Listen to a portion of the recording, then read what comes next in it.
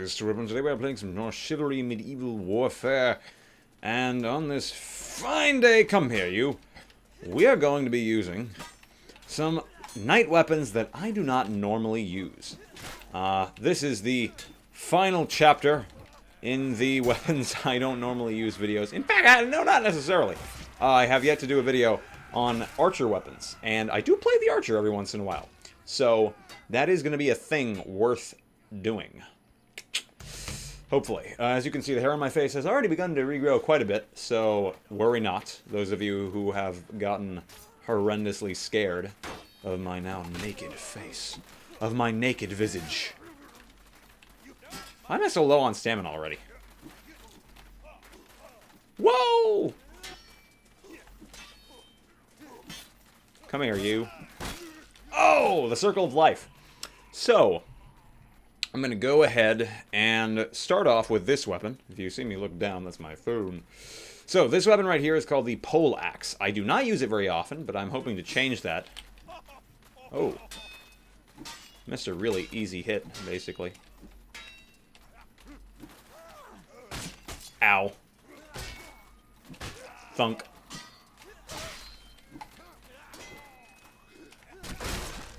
I don't know what just happened.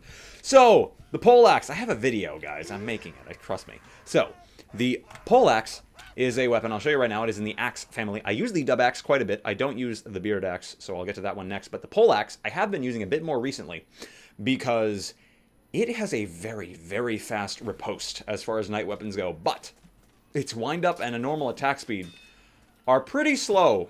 But the attack itself, the release time, is really nice. Let's end this sucker. It works.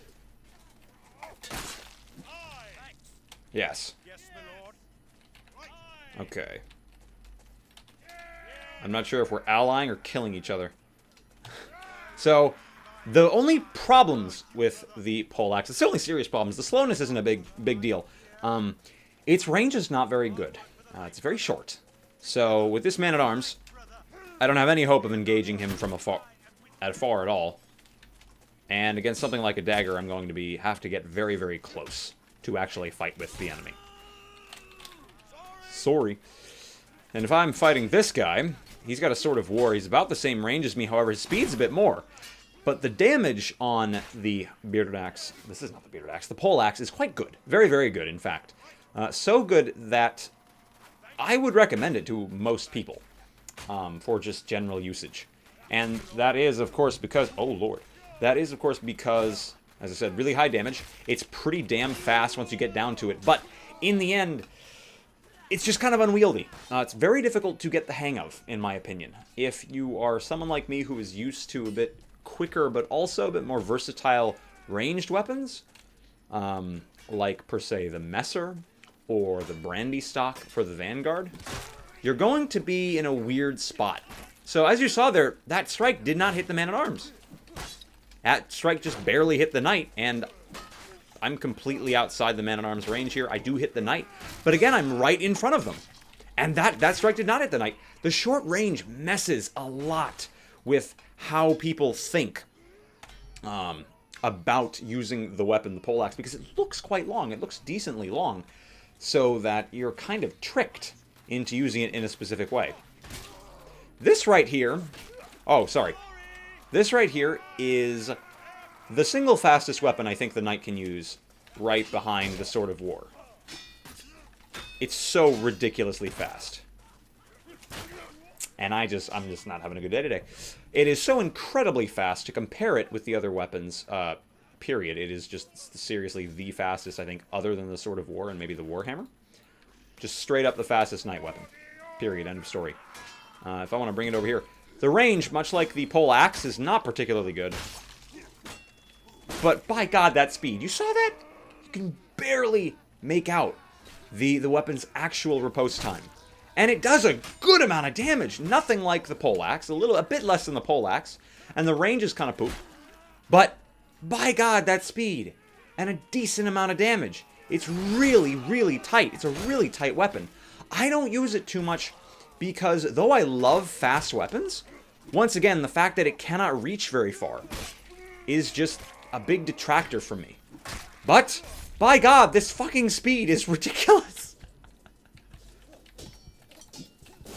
Shit. So, with the bearded axe, it's really, really fun. It's so quick. Does a good amount of damage, but the range leaves a lot to be desired. The poleaxe, tiny bit more range, a bit more damage. I know the bars may show the same, but I think the poleaxe has a bit more damage. That might just be me. I use the Grand Mace a lot. I don't use the Warhammer a lot, so let's pull that out. And the Maul, well, everyone knows the Maul. The Warhammer is a good weapon.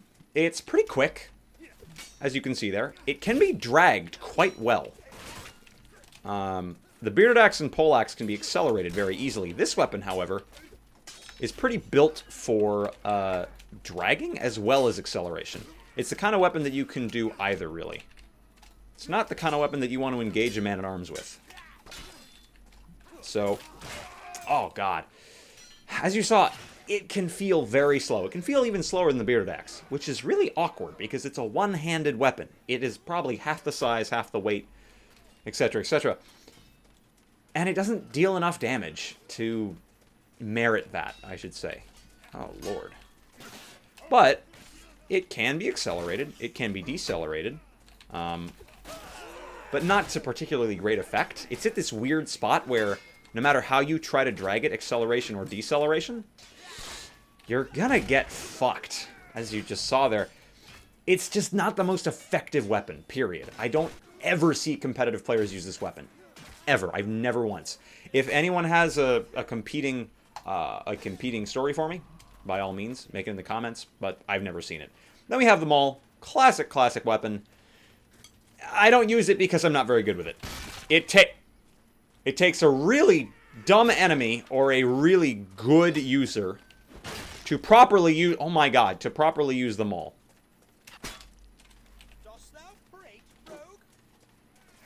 Nope. As you see here, when dealing with ranged things, as in... oh no. The fuck? Yeah, that's fine.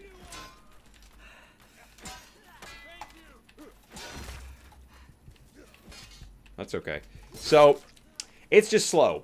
It's really, really slow. That's pretty obvious. I don't have to use it for long to show you guys that. It's very slow. I use the longsword plenty. I use the messer plenty. The Sword of War. This bad boy, I do use here and there, but I don't use it as much as the longsword or the messer. Why is that, you might say? Well, it's very quick, and I love quick weapons, but the damage and the range, and just the way you have to use it, rub me the wrong way. And by rub me the wrong way, I don't mean they're annoying to me, but a lot of people who use this weapon are quite annoying. But that is no fault of their own. That is just that they are very good players. But as you can see, incredibly quick weapon. Very versatile. It can get anything done that you need it to do. It is the absolute... it is the Swiss Army knife of the swords for the man-at-arms... For the man-at-arms... For the knight. But the damage leaves a lot to be desired. I think it's a 4-shot against a knight to the chest area. And that's a lot of hits. Unless you are a knight who, at a competitive level, you feign a lot, you do a lot of really intelligent things in engagements, you do a lot of strafing, a very intelligent usage of stamina, because you're going to have to hit your opponent a lot with this weapon. It's, unless you can do all those things, not going to have the greatest time with the Sword of War. And the fact that all of those things are kind of a prerequisite to using the weapon, using the Sword of War, makes it a very difficult thing to recommend. But it is an incredibly effective weapon at the higher levels. It used to be the most ubiquitous weapon in all of competitive play, period. End of story. I think it still might hold that crown. I think the longsword may have stolen it to an extent. But you guys get the idea. And that's really all there is to know about the Sword of War. I don't use it very often because I prefer the longsword's more balanced nature, and the longsword still has really quick ripostes, or the messer's really high damage. Now flails, I've said before, I don't like flails. They're too unpredictable for me. Other people may disagree with that, but They are too unpredictable for me in particular. And that is because when you swing it, it just feels like it's all over the place. There are a lot of people that do very, very well with the flail. I'm just not comfortable with it. And if you use a weapon, as I stated in the which class should you play should you play video, the biggest determinant of how well you do with a class or weapon is how comfortable you feel. And if you don't feel comfortable using a weapon, you just plain won't be doing particularly good with it. And we're changing maps again. So that's the main reason I don't play flail, really. Light flail and heavy flail for the same reason. They're good weapons. I know a couple of players that use them to incredible effectiveness. But they are some very difficult weapons to get the hang of. You have to have a good sort of... how can I describe this well? You have to have a good idea of how you're going to attack your opponent. A lot of weapons rely on a more reactive or muscle memory sort of pattern of play, while the flails more rely on having a plan. You run at the enemy, you do an overhead, quick overhead. The overhead with the flail is a shield bash, does damage. It's so fast, incredibly fast. And then maybe you kick them, and you wait for the panic parry, and then you go in for the crazy overhead kill. It's pretty cool. Let me show you guys what I'm talking about generally. Oh, shit, no. My folly. I make that mistake way too often for my own good. Attack my own team there. What the hell are you doing? Come back here. Come on.